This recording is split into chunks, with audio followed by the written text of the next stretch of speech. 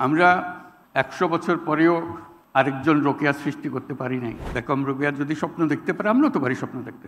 বেশি কাজ করতে পারিনি, স্কুল করেছে ঠিক আছে, কিন্তু আমরা অনেক কাজ করতে পারি। আজকে টেকনোলজির যুগে পারা যায় না এমন কোনো কাজ নেই। আজকের এই পুরস্কার মহিলাদের পুরস্কার না, আমাদের সমস্ত জাতির পক্ষ থেকে এই পুরস্কার। আমরা সবাই দাঁড়িয়ে জোরে হাততালি দিয়ে তাদেরকে অভিনন্দন জানাই।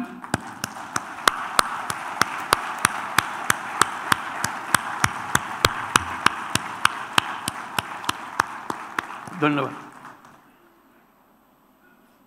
সারা জাতি এই অভিনন্দনের শরীক হবে।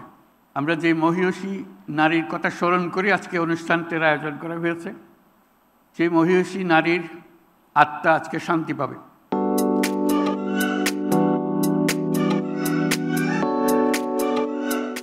আমরা 100 বছর পরেও আরেকজন রোকেয়া সৃষ্টি করতে পারি নাই, এটা আমাদের দুর্ভাগ্য। তিনি যেসব দিক নির্দেশনা দিয়ে গেছেন, যেসব স্বপ্ন দেখিয়ে গেছেন, সেই স্বপ্নকে আমরা আমলে আনতে পারি নাই। কথা বলেছি, অগ্রসর হতে পারি না। আজকে তার জন্ম উপলক্ষে যে আয়োজন, সেটা শুধু তাকে স্মরণ করার জন্য না, আমাদের ব্যর্থতাগুলো খুঁজে বার করার জন্য। কেন আমরা ব্যর্থ হলাম, কেন এই 100 বছরেও আরও বেগম রোকেয়া আসলো না আমাদের মাঝখানে, যে আমাদেরকে পথ দেখাতো, এগিয়ে নিয়ে যেত, ধাক্কা দিত, মনে করিয়ে দিত কোন পথে আমাদের যাওয়া দরকার। 100 বছর পরে কি হলো, কত অগ্রসর হলাম। বেগম রোকেয়া যদি স্বপ্ন দেখতে পারে, আমরাও তো পারি স্বপ্ন দেখতে, অসুবিধা কি? দেখি না একবার বেগম রোকেয়া কদ্দূর এগিয়ে দিয়ে গেছে, আমরা অনেক দূর নিয়ে যাব। আর কিছু করতে না পারি, স্বপ্নটা তো দেখতে পারি।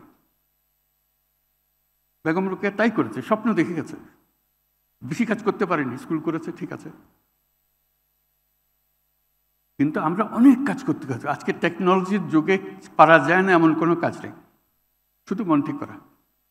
তাদেরকে উপলক্ষে আজকে যারা